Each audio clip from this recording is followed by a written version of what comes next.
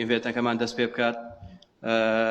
چەند هەواڵێکی ناخۆشمان بۆ هات کە ئێمە تیمی شانۆمان ئامادە کرده بوو کە زۆربەتان ئەو بەڵێنەتان پێدرا بوو، بەڵام ئەوانیش نەیانتوانی ئامادە بن. وعدی میوزیک ژەرمان نابوو، ئەویش هەڵەیەکی کێشەیەکی تەکنیکی تێکەوت، بۆش نەمانتوانی بەشدار بین. ناچار ئیڤێنتەکەمان وا لێ بکەین کە بە کۆمەڵە وتارێک و پارچە ڤیدیۆیەک بەڕێوەبەرین. بەڕێزان، ئێمە خوێندکارانی زانکۆی گەشەپێدانی مرۆیی بەشی دیبلۆماسی پەیوەندە گشتیەکان ڕاستپێراین بە ئەنجامدانی چالاکیەک بە دڵی خۆمان. ئێمە پێمان باش و چالاکیەکەمان لەسەر ئەنفال بێت، هەرچەنە یادەکە لە ڕۆژی خۆیان نییە، ئەمان توانین لە چواردەی چوارە بیکەین، بەڵام بەهۆی کەمی تواناکانمانەوە بڕیارماندا بیکەین بە حوتی چوار کە یادی دەستپێکردنی گەرمیانی ئەنفالی گەرمیانە. بەڕێزان، گرنگی ئەم جۆرە چالاکیانە لەوەدایە بۆ چین و توێژی گەنج بیسەلمێنین یاخود بە بیریان بێنینەوە کە چ کارە ساتێک بەسەر میلەتەکەمانە هاتووە. زۆر گرنگە بۆ گەنجان کە ئەو جۆرە یادانە لە بیر نەکەن، ئەم جۆرە کارساتانە بە هیچ شێوەیە لە یاد نەکرێ، چونکە گەلەکەمان بە چەند مەرحەلەیەکی زۆر سەختا تێپەڕیوە و دەبێت هەموو کەسێک ئەمانەی لە بیر بێت و ئێمە ئامانجێکمان لەوەشایە کە هەستی کوردایەتی و هەستی نیشتیمانی لەناو گەنجانە بەرزتر بکەینەوە. بەڕێزان، ئەمە ئەمڕۆ کاگلەتی فاتح ئامادەیە، نووسەر و ڕۆشنبیری گەلەکەمان بە کتێبێکی ئامادە کردووە کە پارچە شعرێکە، چەند دیوانە شعرێکە لەسەر کارەساتی یادی ئەنفال. دەتوانن بیکڕن، دوایینەکە لەسەر مێزەکە دانراوە، دوای ئیڤێنتەکە دەتوانن بیکڕن. بۆ ئەوانیشی نرخەکەی دەپرسن، نرخی لە 2000. بەڕێزان، ئێساش بە پارچە ڤیدیۆیەک دەست پێ دەکەین کە سوپاس بۆ سایتی کێنێن کە یارمەتیان ناوین بە ئەرکی خۆیان زانیوە ئەو ڤیدیۆیەمان بۆ دروستکەن.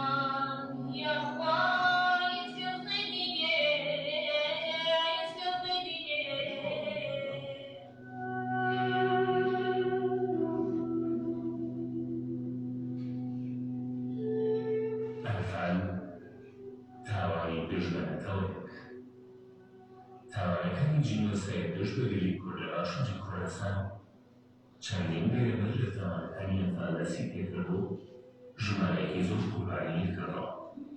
سەرەتا بە تاریکردنی گوندەکانی دووربەری کردبوو لە ساڵی 1963 دەستی پێکرد. دواتر ڕاگواستن و بەسەرشەوکردنی کوردانی فەیلی کە لە سەرەتای ساڵانی 1970 دەستی پێکردبوو تا بۆ ساڵی 1980 بەردەوام بوو. ئەنفالکردنی 8,000 دەرکێوان و گەنجانی بارزانی لە ساڵی 1983 بەکارهێنانی چەشن شوێنی لە کۆتاییدەی هەشتاکانی سەری ڕابردوو بەشێک بوو لەو زنجیرە تاوانەی بەرامبەر کورد ئەنجامدرا. ئەگەرچی ڕژیم و ئاستاوانی جۆرەجۆری لە دژی کورد و کەمەڵەتەوە یەکان بەکارهێنا، بەڵام ئەنفال گەورەترین پرۆسەی جینۆسایدکردنی گەلی کوردە کە دوێتە ڕابوونی زیاتر لە 30 ساڵ تا ئێستاش کاریگەریەکەمی لەسەر کۆمەڵگەی کوردیەوەداوە. تاوانی ئەنفال بە چەند قۆناغێک ئەنجامدراوە.